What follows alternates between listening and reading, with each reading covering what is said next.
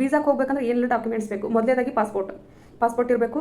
Second SLC, PUC, nursing ಅದು JNM ಆಗಿರ್ಬೋದು, ಇಲ್ಲಿ MSc ಆಗಿರ್ಬೋದು, PBVC ಆಗಿರ್ಬೋದು, BSc ಆಗಿರ್ಬೋದು.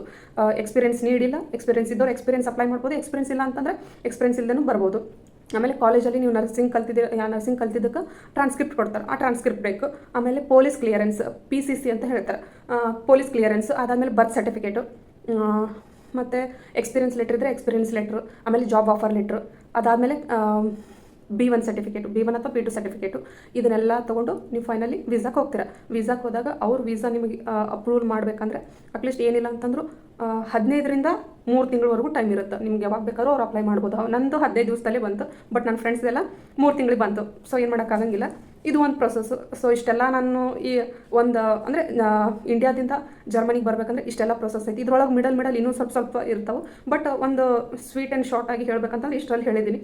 ಮುಂದಿನ ವಿಡಿಯೋದಲ್ಲಿ ಮತ್ತೇನಾದರೂ ಇದ್ದರೆ ಕಮೆಂಟ್ ಹಾಕಿರಿ, ತಿಳಿಸ್ಕೊಡ್ತೇನೆ. ಸೊ ನನಗೆ ಗೊತ್ತಿರೋ ಪ್ರಕಾರ ನಾನು ಹೇಳಿದ್ದೀನಿ. Thank you.